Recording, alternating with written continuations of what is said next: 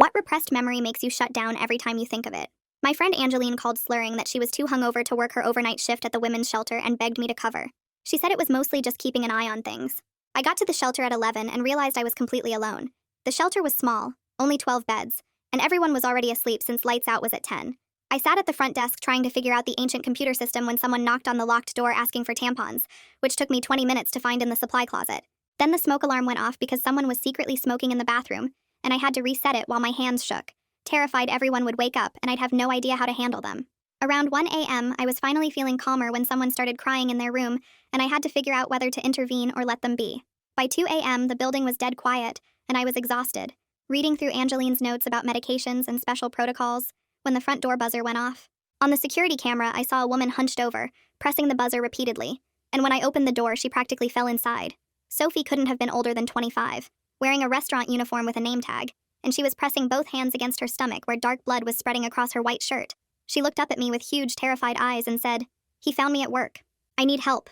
I caught her as her legs gave out and lowered her to the floor, seeing 3 separate stab wounds in her abdomen, blood pooling fast on the floor.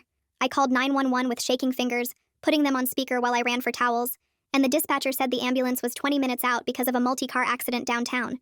Sophie was crying and holding my hand so tight while I pressed towels against her wounds, the blood soaking through immediately, and I realized I had absolutely no idea what I was doing. She kept saying, "I have a daughter. She's 2. Her name is Lily. Please don't let me die."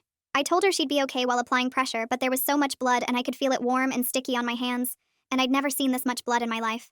I didn't know if I should elevate her legs or keep her flat, if I should remove the towels when they soaked through or keep adding more on top, if I was pressing too hard or not hard enough. Sophie was getting paler by the second, and her grip on my hand was weakening, and I was completely alone with no one to help or tell me what to do. She whispered that her ex had found out where she worked, even though she'd changed jobs 3 times and he'd waited in the parking lot with a knife. I kept pressure on the worst wound, but blood was literally pooling around us and my hands kept slipping and I didn't know if I was making it worse. Sophie started shaking and said she was cold, and I remembered from some TV show that was bad, but I didn't know what to do about it. I grabbed a blanket from the desk with one bloody hand while keeping pressure with the other, trying to cover her while she whispered about Lily. She said Lily loved dolphins and they were going to the aquarium for her birthday next week, and I kept talking to her about dolphins even though I knew nothing about them, just making stuff up to keep her conscious. The dispatcher kept saying 15 more minutes, then 12, then 10, and Sophie's lips were turning blue. She made me promise to tell Lily she loved her, and I kept saying she'd tell her herself, but my voice was cracking because I could see her dying and I didn't know how to stop it. Blood had soaked through 8 towels and was spreading across the floor, and my knees were wet with it and my arms were burning from pressing down. Sophie's eyes started rolling back and I tapped her face, begging her to stay awake, but she wasn't responding to my voice anymore. Her breathing became these tiny gasps with long pauses between them, and I didn't know if I should do CPR, but she still had a pulse, weak and thready under my fingers. The dispatcher was saying something about checking her airway, but I couldn't leave the wounds and there was no one else here. All the residents were asleep, and I was terrified to scream for help, because what if no one knew what to do either? Sophie's hand went completely limp in mine, and her breathing stopped for 10 seconds, then a tiny gasp, then nothing for 15 seconds. I was sobbing now, pressing on her wounds and begging her to breathe, to think about Lily at the aquarium, but her face was gray like paper. I could hear sirens finally, but they still sounded far away, and Sophie hadn't taken a breath in 30 seconds. I started chest compressions, even though I knew it would make the bleeding worse, but she wasn't breathing at all, and I remembered you were supposed to do 30 compressions then 2 breaths, but there was so much blood I was slipping and losing count. My hands were sliding in the blood with each compression, and I could feel ribs cracking and I was screaming, "Sophie! Sophie!" But she was completely unresponsive. The door crashed open and 2 paramedics rushed in with a stretcher and bags of equipment. One dropped to his knees beside Sophie and checked for a pulse while the other pulled out an oxygen mask. They cut away her shirt with scissors, and I saw the wounds were even worse than I thought. The first paramedic started an IV in her arm, while the second one packed gauze into the wounds. They worked fast, not talking except to call out numbers about blood pressure and heart rate. One of them started CPR while the other prepared a bag of fluids that he hung from a pole. They loaded her onto the stretcher and one kept doing compressions as they wheeled her out. I followed them to the door and watched the ambulance speed away with lights flashing and sirens screaming. My whole body shook as I stood there in the doorway covered in blood. The shelter was quiet again, and I realized I was alone with 12 sleeping residents. I locked the front door with shaking hands and checked that all the windows were secure. The blood on the floor looked black under the dim overhead lights. It had spread across half the entrance area and was starting to dry at the edges. I grabbed a roll of paper towels from the desk and got on my knees to start cleaning. The towels just smeared the blood around and turned to red mush in my hands. I went to the supply closet and found a bucket and mop, but the blood had soaked into the floor. After 20 minutes of scrubbing, I gave up because my arms were too tired to keep going. I pulled out my phone and called Fernanda Reed even though it was 3 in the morning. She answered on the second ring sounding wide awake. I tried to explain what happened, but the words came out all jumbled and wrong. She said she was coming right away and told me to sit at the desk and just breathe. I went to the bathroom and turned on the hot water to wash my hands. The blood had dried under my fingernails and wouldn't come out no matter how hard I scrubbed. I used soap and a nail brush, but it was stuck in the creases of my skin. My shirt was soaked with blood that had turned stiff and brown.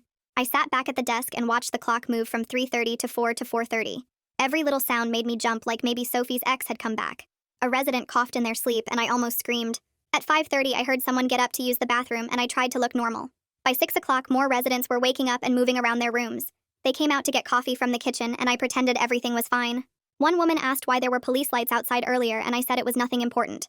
My clothes were covered in blood, but I pulled my jacket closed to hide it. Fernanda arrived at 7 looking perfect in a business suit even though it was so early. She took one look at me and sent me straight to the staff room. I could hear her on the phone making calls and talking in a calm, professional voice. A police officer showed up about 20 minutes later with a notebook and pen. He asked me to tell him everything that happened from the beginning. I explained about Sophie showing up stabbed and bleeding and what she said about her ex. He wrote it all down without showing any reaction on his face. He asked if I knew the ex's name or what he looked like, and I didn't. After he left, Fernanda came into the staff room and sat down across from me. She said Sophie was in surgery and it was critical, but she was still alive. The relief hit me so hard that I started crying for the first time since it happened.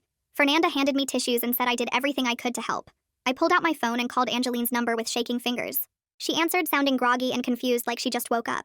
I started yelling about how she left me alone with no training and someone almost died. She started crying and saying she was sorry, but I hung up on her. I couldn't deal with her excuses when Sophie might still die. About an hour later, Detective Edgar Robinson showed up wearing a gray suit and tie. He was older with gray hair and kind eyes that made me feel safer. He explained they were trying to find Sophie's ex and needed more details from me. He asked about every single thing I could remember from when Sophie arrived. What was she wearing? Which direction did she come from? What exactly did she say? I told him about the restaurant uniform and her saying he found her at work. He wanted to know about the wounds and how many there were and where. I described the 3 stab wounds in her stomach and all the blood. He asked what Sophie said about her daughter, and I told him about Lily and the dolphins. Edgar wrote everything down and asked me to repeat certain parts to make sure he got it right. He said they would check security cameras from nearby businesses to track where Sophie came from. Fernanda walked into the room then and told Edgar we could finish this later because she'd arranged for someone else to cover the rest of my shift. She handed me my car keys and said I should go to the hospital to check on Sophie. Edgar nodded and said he'd be in touch soon about the formal statement. I stood up and my legs felt like jelly after sitting for so long. The blood on my clothes had dried stiff and brown, and I could smell it with every movement. I walked out to my car in the parking lot and sat there for a minute with my hands on the steering wheel. The sun was coming up and normal people were starting their day while I was covered in someone else's blood. I started the car and drove to the hospital on autopilot, not really seeing the road. The emergency room parking lot was packed and I had to circle 3 times to find a spot. I walked through the sliding doors and the bright lights made me squint. The waiting room was full of people with various injuries and illnesses. I went to the desk and told the woman behind the glass that I was here about Sophie who came in by ambulance. She typed something into her computer and said Sophie was still in surgery and I couldn't see her because I wasn't family. I asked if there was any update and she just shook her head and pointed to the waiting area. I found an empty chair in the corner and sat down. People kept looking at my bloody clothes and moving away from me. About an hour passed with no news and I was starting to fall asleep in the uncomfortable plastic chair when a nurse in green scrubs walked over. She had a name tag that said Maya Ingram and she crouched down next to me. She said she recognized me from when the paramedics brought Sophie in and wanted me to know Sophie was still in surgery. She couldn't give me details but said the surgeons were doing everything they could. I thanked her and she squeezed my shoulder before going back through the double doors. Another hour went by and a woman in a business suit approached me. She introduced herself as Delaney Morse from the Victim Advocacy Center. She said she'd been assigned to Sophie's case and heard I was the one who tried to help her. She sat down next to me and handed me her business card. She said she knew this was traumatic and offered to help me process what I'd witnessed. She explained about counseling services and support groups for people who'd experienced this kind of violence. I took the card, but couldn't really focus on what she was saying. My brain felt fuzzy, and I kept seeing Sophie's face going gray. Delaney stayed with me in the waiting room and brought me a cup of water from the vending machine. 3 more hours passed with people coming and going around us. Finally, Maya came back out through the double doors. Her face told me everything before she even spoke. She sat down on my other side and said Sophie didn't make it. The blood loss was too severe, and she went into cardiac arrest on the operating table. They tried for 40 minutes but couldn't bring her back. I felt like someone punched me in the stomach. All that blood and pressure and begging her to stay awake, and she died anyway. I started crying right there in the waiting room and couldn't stop. Delaney helped me up and walked me to the bathroom. I locked myself in a stall and sobbed until I threw up. I kept thinking about what I could have done differently. Maybe if I'd pressed harder on the wounds or done the chest compressions better or started CPR sooner. Delaney knocked on the stall door and said it wasn't my fault. She said I did everything I could with no training and no help. But Sophie was still dead and Lily didn't have a mom anymore. I came out of the stall and splashed cold water on my face. Edgar was waiting outside the bathroom when we came out. He said they'd identified Sophie's ex from security footage at the restaurant where she worked. They had his name and address but hadn't found him yet. He needed me to come to the station when I was ready to do a formal recorded interview about everything that happened. I said I could come now, but he looked at my bloody clothes and said tomorrow morning would be fine. Fernanda called my phone and said she needed me back at the shelter to do an incident report. I drove back feeling completely numb. Fernanda was waiting in her office with forms spread across her desk. She was kind and kept saying I did an amazing job under impossible circumstances. But I could see the worry in her eyes about liability issues. The shelter wasn't supposed to have untrained people handling medical emergencies. She asked me to write down everything that happened from when Sophie arrived to when the paramedics took her. My hand was shaking, so bad I could barely hold the pen. It took me an hour to write 3 pages about the blood and the wounds, and Sophie talking about Lily. Fernanda made copies and said the shelter's lawyer might need to talk to me.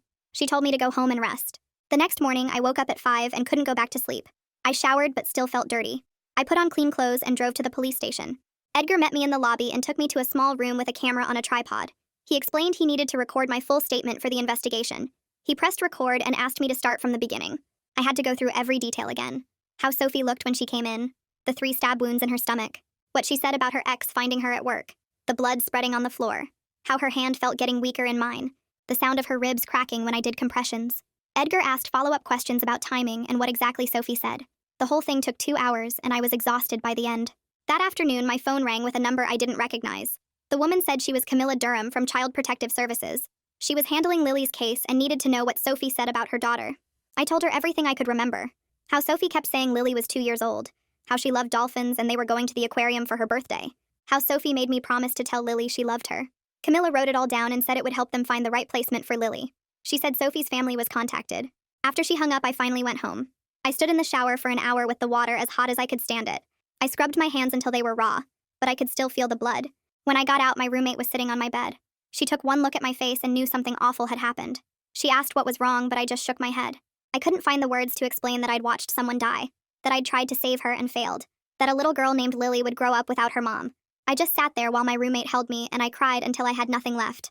The next morning, Angeline was standing at my door holding a bunch of cheap flowers from the gas station, and her eyes were red and puffy from crying. She pushed past me into my apartment and started talking fast about how sorry she was, and how she knew she'd messed up bad. I sat on my couch while she paced around my living room saying she'd been drinking too much lately, and it was getting worse, and she needed help. She kept trying to hug me, but I couldn't even look at her because all I could think about was being alone with Sophie bleeding out on that floor. Angeline said she was going to start going to meetings and get her life together, but I was too tired to care about her problems when Sophie was dead because she left me alone. She finally left after an hour of apologizing, and I went straight back to bed even though it was only noon. That night, I jerked awake at exactly 2 in the morning with my sheets soaked in sweat, and my heart pounding so hard it hurt. In the nightmare, Sophie's face was gray, like old newspaper, and her blood was everywhere, covering the walls and ceiling and dripping down on me. I couldn't go back to sleep, so I sat in my kitchen drinking coffee and staring at nothing until the sun came up. My phone rang around 8, and it was Fernanda saying the shelter was making big changes because of what happened. She explained they were bringing in people to teach crisis training for all the staff, and nobody would work alone anymore. She wanted me to help make new rules once I felt ready, but the idea of being responsible for anything made my stomach hurt. I told her I needed more time, and she understood, but I could hear the stress in her voice about getting everything fixed fast. Later that afternoon, Edgar called and his voice was different, more excited than usual.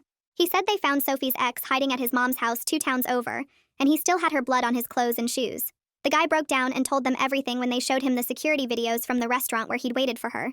Edgar said with his confession, and all the evidence, it would be a strong case, and Sophie's family would get justice. I hung up feeling empty because justice wouldn't bring Sophie back or give Lily her mom. 2 days later, I forced myself to go to a support group that Delaney had told me about for people who'd seen bad violence. The meeting was in a church basement, and there were 8 other people sitting in a circle on metal chairs. Everyone took turns talking about what they'd witnessed, and how it changed them. And I realized they all had the same look in their eyes that I saw in my mirror. When it was my turn, I could barely get the words out about Sophie and the blood and trying to save her while being completely alone. A woman across from me nodded and said she'd tried to save her neighbor after a shooting, and still had nightmares about the blood too. By the end of the meeting, I felt less crazy knowing other people understood what it was like to have these images stuck in your head. The next week, reporters started calling the shelter non-stop because someone had leaked the story to the news. Fernanda handled all of it and made sure they didn't use my name, but seeing it on TV made everything feel weird and unreal. They showed Sophie's picture from her work badge and talked about domestic violence statistics, while I sat there remembering her actual voice begging me not to let her die. I tried going back to my regular office job the following Monday, but I couldn't focus on spreadsheets and emails when my brain kept replaying that night. My boss pulled me aside after I messed up 3 different reports and asked if everything was okay. When I started crying in her office, she said I should take some time off to deal with whatever was happening, and I practically ran out of the building. That afternoon, Camilla called with an update about Lily, and I could hear papers shuffling in the background. She said they'd found Sophie's sister who lived 3 hours away, and she was happy to take Lily in permanently. Camilla mentioned that Lily kept asking where her mommy was, and wouldn't stop carrying around a stuffed dolphin, which made my chest feel tight. She said the sister seemed really nice and had 2 kids of her own, so Lily would have cousins to play with. After we hung up, I sat at my kitchen table and started writing a letter for Lily to read when she was older. I wrote about how brave her mom was, and how she fought to stay alive because she loved Lily so much. I told her about the dolphins and how her mom's eyes lit up, talking about their birthday trip to the aquarium. I wrote 3 pages about Sophie's strength and love before calling Delaney to ask if she could get it into Lily's file. Delaney promised she'd make sure the letter stayed with Lily's records so she'd have it when she was ready. A week later, Edgar called to say the preliminary hearing was set for next month, and I'd need to testify about what I saw. He explained I'd have to describe finding Sophie and trying to help her while the defense lawyer would ask me questions too. The thought of being in the same room as Sophie's ex and having to relive everything in front of strangers made me run to the bathroom to throw up. 3 days later, Angeline texted me that she'd checked into an outpatient program after her mom staged an intervention. She sent updates every few days about group sessions and making amends lists and working through why she drank, but I couldn't bring myself to respond yet because I was still too mad about being left alone that night. I started meeting with a therapist the victim services people set up for me. This woman who worked out of a tiny office downtown and specialized in people who'd witnessed violent crimes. She taught me this breathing thing where you count to 4 inhaling and 6 exhaling when the memories hit, and showed me how to press my feet into the floor to ground myself when I started seeing Sophie's blood again. During our 3rd session, I broke down crying about the sound of Sophie's ribs cracking under my hands, and she said that was actually normal for untrained people doing CPR. Meanwhile, Fernanda called a big meeting at the shelter and announced they were changing everything. No more solo overnight shifts ever. Always 2 people minimum with at least 1 trained in first aid. She said the board approved emergency funding for the changes, and looked right at me when she said Sophie's death wouldn't be for nothing, which made my throat close up. The preliminary hearing date came faster than I wanted, and Edgar picked me up at my apartment because I was shaking too bad to drive myself. The courthouse was this old building downtown with metal detectors and cops everywhere, and they put me in a small room to wait until it was my turn.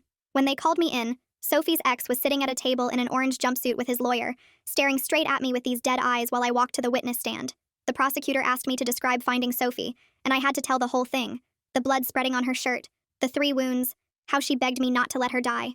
Sophie's ex kept staring, and I focused on the prosecutor's tie to avoid looking at him while I described the compressions and feeling ribs break and Sophie turning gray. The defense lawyer asked if I had medical training, and when I said no, he asked how I could be sure Sophie was really dying and not just injured, which made me want to scream. After 2 hours of questions, the judge called a recess, and I practically ran to the bathroom where Sophie's sister found me splashing water on my face. She grabbed my hands and said thank you for trying to help her sister, that knowing someone was with Sophie at the end meant everything to their family. When we went back in, the judge said there was sufficient evidence for murder charges, and set a trial date for 6 months out. Sophie's whole family was there, her parents and 2 sisters and an aunt, all crying and holding each other while they led Sophie's ex out in chains. 2 weeks later, Fernanda asked if I'd come help with the new emergency training program at the shelter since I had real experience with crisis situations. Walking through that front door again made my whole body tense up, and I could see the spot where Sophie collapsed, even though they'd replaced the carpet. The training instructor was this former EMT who went through proper wound care and pressure points and how to recognize shock. And when she demonstrated on a dummy, I had to leave the room because it brought everything back. She found me outside and said learning what you should have done differently is always hard, but it helps you be ready next time. Though I kept thinking there shouldn't be a next time. During the lunch break, I was sitting in my car when I saw a woman with a small girl walking across the parking lot toward the shelter entrance. The little girl was clutching a stuffed dolphin and wearing a pink dress, and even from far away I knew it was Lily because she had Sophie's same dark hair and the way she walked. Her aunt was carrying a box, probably picking up Sophie's things from storage, and I watched Lily skip ahead swinging her dolphin by the tail. My chest got so tight I couldn't breathe right, and I started the car and left before they could see me, driving home with tears running down my face. That evening, Edgar called to say the defense lawyer was pushing for a plea deal, 20 to life instead of risking trial, and the DA thought it was solid but wanted to check with the family first. He said trials were hard on everyone, and seeing crime scene photos and hearing testimony could traumatize Sophie's family more, but they might want their day in court anyway. A week later, Delaney called about a candlelight vigil for domestic violence victims and asked if I wanted to come, said they'd be reading names including Sophie's. I met her at the courthouse steps where about 200 people had gathered with candles, mostly women but some men and kids too. They started reading names alphabetically, and each one hit like a punch. Maria Gonzalez, age 31, Jennifer Hayes, age 26, Lois Johnson, age 44, and when they got to Sophie June, age 24, my candle was shaking so bad the wax dripped on my hand. People around me were crying too, and this older woman next to me grabbed my hand and squeezed it, and for the first time I felt like Sophie's story mattered to more than just me and her family. 3 weeks after the vigil, Angeline texted me asking if we could meet for coffee because she'd just gotten her 1-month sobriety chip and wanted to talk. I met her at this little place near the park, and she looked different, clearer somehow, like she'd been sleeping for the first time in years. She ordered herbal tea instead of her usual triple shot, and told me about going to meetings every day. how she'd started drinking after her sister died in a car accident 2 years ago and never stopped. She said that night at the shelter was her rock bottom, knowing someone died because she was too drunk to show up, and she'd been working through the 12 steps with a sponsor. She showed me the chip, this small plastic token that meant everything, and said she was sorry. Really sorry. Not just the drunk apologies she'd given before.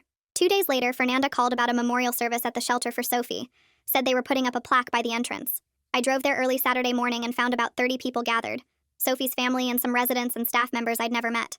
Fernanda had this bronze plaque installed that said, "In memory of Sophie June, your courage saved lives," and underneath were the dates. She gave a short speech about how Sophie's death led to new safety protocols, mandatory staffing minimums, panic buttons in every room, and partnerships with local hospitals for emergency training. Sophie's mom touched the plaque and cried while her dad held her, and I stood in the back trying not to think about all the blood that used to be right there. The crisis intervention training started the next Monday, 8 weeks of classes every evening at the community college. The instructor was this former paramedic named Rick, who'd worked trauma units for 20 years, and he started by saying most people freeze in emergencies and that's normal. We practiced on dummies, learning proper pressure points, and how to recognize different types of shock, and when compressions would help versus hurt. During the wound care section, Rick demonstrated the exact technique for abdominal wounds, and I realized I'd done it mostly right. Just needed steadier pressure, and should have elevated her legs. On the last day, he pulled me aside and said based on my description of that night, I'd kept Sophie alive long enough to say goodbye, which was more than most untrained people could have done. Edgar called the following week with news about the plea deal, said Sophie's ex had agreed to 25 to life rather than risk trial and the death penalty. The judge would have to approve it, but the DA thought it was solid, especially since he'd confessed, and they had his DNA under Sophie's fingernails where she'd fought back. I wanted him to get life without parole, but Edgar said plea deals meant Sophie's family wouldn't have to see crime scene photos or hear testimony about her final moments, and Lily wouldn't grow up with a trial hanging over her childhood. The sentencing was set for next month, and they'd let me give a victim impact statement if I wanted. A month later, I finally felt ready to take an overnight shift at the shelter again, this time properly trained and with another staff member named Arjun, who'd been doing this for 5 years. I checked all the new panic buttons, tested the direct line to the hospital, made sure the medical supplies were stocked, and still jumped when the door buzzer went off around midnight. It was just someone needing tampons, but my heart was racing, and Arjun noticed, said it took him 6 months after his first crisis to stop flinching at that sound. The shift went smooth. Nobody needed anything serious, but I kept checking the cameras and walking the halls every hour. 3 days after that, Camilla sent me an email with a photo attached and the subject line, "Thought you'd want to see this." I opened it at work and had to close my office door because I started crying immediately. It was Lily at the aquarium for her 3rd birthday, wearing a purple dress with dolphins on it, standing in front of the giant tank with her arms spread wide and the biggest smile. There were dolphin balloons and a dolphin cake on the table behind her, and she was holding that same stuffed dolphin from when I'd seen her at the shelter. Camilla wrote that Lily was doing well with her aunt, starting preschool soon, and they talked about Sophie every day using a memory book they'd made together. My therapist said I was making real progress when I told her about the photo, that I could feel happy for Lily instead of just guilty about Sophie. She'd been working with me on something called survivor's guilt, how I kept replaying that night trying to figure out what I could have done different. The nightmares had gotten better, down to maybe once a week instead of every night, and I'd stopped checking my hands for blood that wasn't there. She taught me this grounding technique for when the flashbacks hit, counting 5 things I could see, 4 I could hear, 3 I could touch, 2 I could smell, 1 I could smell, 1 I could taste. Angeline and I started meeting for coffee every week after her meetings, slowly rebuilding something that felt different from our old friendship. She'd been volunteering at the shelter on weekends, doing intake and organizing donations, trying to give back somehow. She was up to 60 days sober and had started sponsoring another woman, said helping someone else stay sober helped her remember why she quit. We didn't talk about that night much, but when we did, she'd say she was grateful I was there, that Sophie had someone who tried. Fernanda asked if I'd speak at a training seminar for new shelter workers across the state, share my experience about being unprepared for medical emergencies. I stood in front of 40 people in a conference room and told them about the blood and the compressions and not knowing what to do, how the protocols exist because someone like Sophie might come through their door. I showed them pictures of the new emergency supplies and explained why each item mattered, why 2 staff members were essential, why the panic buttons could save lives. After my talk, 3 people came up to say they'd had similar experiences and wished they'd had proper training first. 6 months after Sophie died, Fernanda called me into her office and offered me a full-time position as crisis response coordinator for the shelter. The job meant training staff, updating protocols, coordinating with hospitals and police, and being on call for emergencies. The pay wasn't great, but it came with benefits, and most importantly, it meant no one would face what I did alone and unprepared again. I accepted immediately, knowing this was how I could honor Sophie's memory and make sure Lily's mom didn't die for nothing. The grant money came through 3 months later, and Fernanda had me help pick out the new equipment since I knew what we actually needed during emergencies. We installed panic buttons in every room that connected straight to 911, mounted security cameras that covered every angle of the entrance and common areas, and bought a medical supply cabinet that looked like something from an actual hospital. I spent 2 days organizing all the supplies, labeling everything clearly so anyone could find what they needed fast, putting tourniquets and pressure bandages right at eye level where you'd grab them first. The handbook took me 6 weeks to write because I kept remembering things I wished I'd known that night. I included step-by-step pictures for applying pressure to wounds, a flowchart for when to call 911 versus handling something internally, and phone numbers for every emergency service in huge print on the first page. Fernanda made copies for every shelter in our network, and other directors started calling to thank me for creating something they'd needed for years, but never had time to make. I was sorting donations one afternoon when a pink envelope arrived addressed to me with a return address I didn't recognize. Inside was a card with a child's drawing of dolphins jumping over rainbows in crayon, and a note from Sophie's sister saying Lily was doing great in preschool and loved art class. The drawing went straight onto my office wall where I could see it every day, and for the first time I smiled thinking about Sophie instead of just feeling that crushing weight in my chest.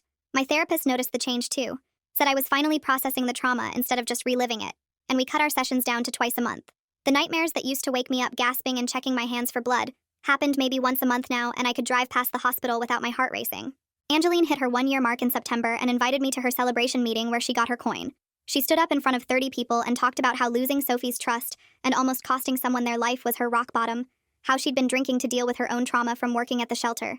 After the meeting, she introduced me to a woman she was sponsoring, someone who reminded me of how broken Angeline looked that first month after Sophie died. We went for coffee every Sunday now. Real coffee, not the awful stuff from meetings, and talked about everything except that night unless one of us needed to. She'd started teaching self-defense classes at the shelter on weekends, showing the residents basic moves that might buy them time to run, and seeing her help other women felt like watching someone rebuild themselves from scratch. I was explaining the emergency protocols to a new overnight worker named Jessica when I saw myself 2 years ago in her wide eyes and shaking hands. She kept asking what-if questions about things going wrong, and I made sure to answer every single one without making her feel stupid for being scared. I showed her the medical supplies 3 times until she could find everything with her eyes closed, walked her through the panic button system, and gave her my personal cell number. On her first solo overnight, I stayed awake at home with my phone next to me just in case she needed to call, remembering how alone I'd felt that night. She texted me at 3 a.m. that everything was quiet, and she felt prepared, and I finally fell asleep knowing she'd never face what I did. The 2-year anniversary vigil happened on a cold March evening, and Fernanda asked if I'd speak this time. I stood at the microphone looking at the crowd holding candles, Sophie's family in the front row, and talked about a brave young woman who loved her daughter more than anything. I told them how Sophie fought to build a safe life for Lily, changing jobs 3 times to stay hidden, how she'd talked about dolphins even while dying because she wanted Lily to have that birthday trip. I explained how Sophie's death led to changes that made our shelter and dozens of others safer, how her story pushed through the grant funding, how the handbook named after her had already helped 3 other shelters handle medical emergencies. Sophie's sister found me after and hugged me tight, showed me a recent photo of Lily at a school play dressed as a dolphin, and said they'd finally made it to the aquarium last month. These days, I could walk past the spot where Sophie died without seeing the blood, could think about her without my throat closing up, could even talk about that night without falling apart. The shelter felt different now with 2 people always on overnight shifts, the medical supplies that everyone knew how to use, and the panic buttons that gave everyone peace of mind. I kept Lily's dolphin drawing above my desk, and sometimes when I was training someone new or updating protocols, I'd look at it and think about how a 2-year-old girl somewhere was growing up safe and loved because her mom was brave enough to ask for help. All right, that's it from me today. Thanks for tagging along while I wondered about all this random stuff. It's been a fun ride, like the video. It helps more than you think.